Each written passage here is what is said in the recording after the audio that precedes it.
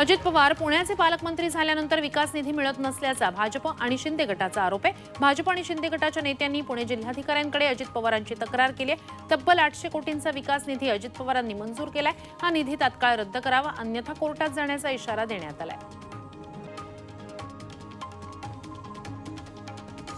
केंद्र सरकारनं कांदा निर्यात बंदी केल्यानं शेतकऱ्यांना कांद्याला कवडीमोल दर मिळतोय। त्यामुळे नाशिक जिल्ह्यातील नांदगावच्या कासारी गावात मोदी सरकारच्या निर्यात बंदी धोरणाचा जाहीर निषेध करणारा डिजिटल फलक लावण्यात आला। त्यावर पंतप्रधान नरेंद्र मोदींचा फोटो लावून शेतकरी विरोधी केंद्र सरकारचा जाहीर निषेध करण्यात आला।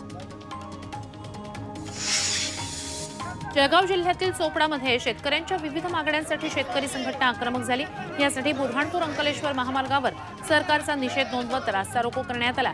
संतप्त शेतकऱ्यांनी महामार्गावर उसाचा ट्रॅक्टर आडवा लावून सरकारचा निषेध नोंदवला। यामुळे तब्बल तासभर वाहतूक ठप्प झाली। अमृत नोनी आर्थो प्लस ये एक प्रूवन फॉर्मूला है। इसमें मौजूद नोनी फल के गुण और आयुर्वेदिक जड़ी बूटियां शरीर को जरूरी पोषक तत्व देने के साथ साथ हड्डियों और जोड़ों के घिसने, उनमें होने वाले सूजन और दर्द को रोकने में मदद करता है। दर्द मुक्त जीवन के लिए अमृत नोनी आर्थो प्लस। अहमदनगरच्या जामखेडमध्ये स्वाभिमानी शेतकरी संघटनेनं रास्ता रोको केला। कांदा निर्यात बंदी उठवावी, दुधाला योग्य भाव मिळावा, शेतकऱ्यांना विविध योजनांचा लाभ द्यावा अशा मागण्या करण्यात आल्या। तसंच सरकार विरोधात जोरदार घोषणाबाजीही केली आहे। बीडच्या माजलगावात शेतकऱ्यांच्या विविध मागण्यांसाठी रास्ता रोको करण्यात आला। मालाची शासकीय खरेदी करावी, तसंच शेतमालाची शासकीय किंमत कोणत्या निकषांवरून ठरवली जाते याची माहिती द्यावी या प्रमुख मागण्यांसाठी शेतकऱ्यांनी रास्ता रोको केला।